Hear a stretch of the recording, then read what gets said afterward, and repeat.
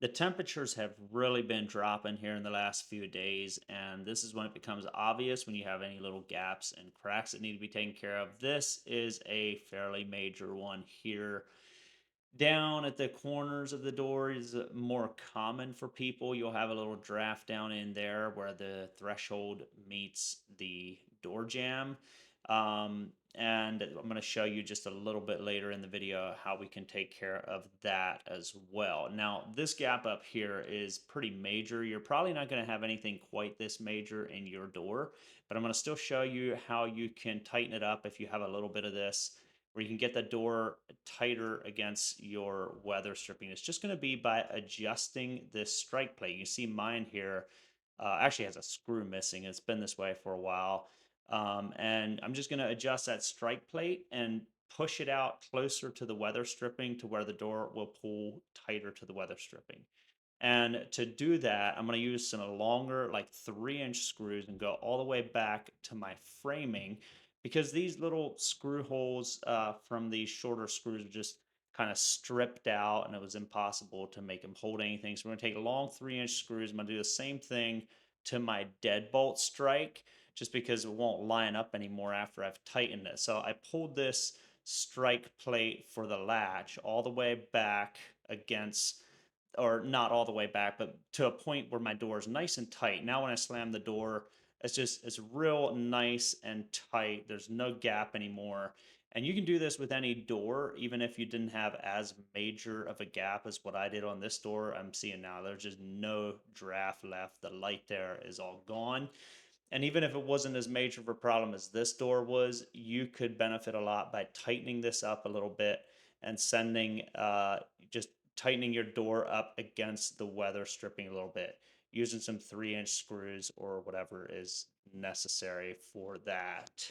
Hey guys, just a quick break in the video here before I show you guys how to get the bottom corners of your door tight. I don't care how tight your door actually is. Once that snow starts flying and the winds are whipping and it's 10 degrees outside, a good pair of socks is absolutely essential, and that's why I want to tell you today about the Camel City Mill.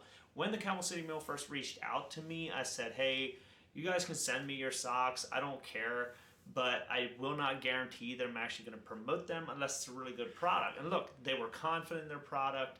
They sent me a few samples, and I absolutely loved it. Made with Ironside merino wool, these socks naturally regulate temperature, keeping your feet warm in winter and cool in summer. They're breathable, they prevent that sweaty feeling you get with polyester socks, which is honestly what I've been wearing, and just my feet, I couldn't understand why they always got so sweaty.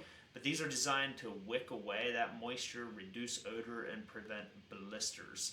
And the really cool thing is they're backed by a 10-year durability guarantee. So that basically means they get a hole, you can send them back and you'll get a new pair absolutely free.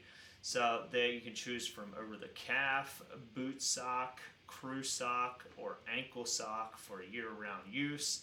These things are absolutely incredible. Check them out now. Durable, comfortable, year-round performance socks backed by, believe it or not, our 10-year guarantee. At checkout, enter Adventure10 for your 10% discount. Now let's get back to the video. Okay, so these little things here, you can't afford not to buy these. I don't know exactly what they cost, but they're super cheap. These little foam wedges. And I'm just going to show you exactly where you put those down where the jamb and the threshold meet. Here I'm peeling the backer off. I kind of got off the screen there.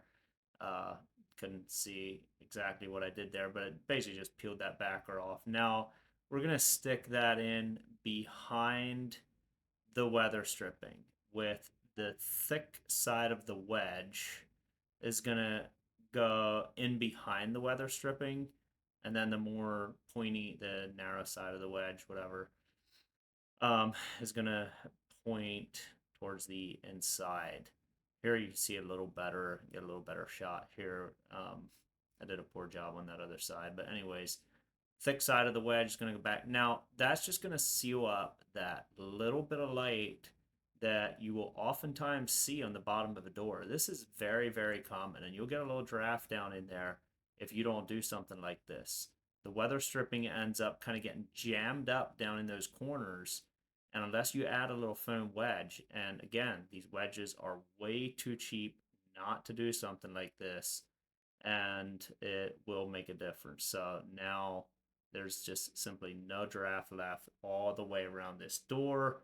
Super happy, super easy thing to do, and we are all set.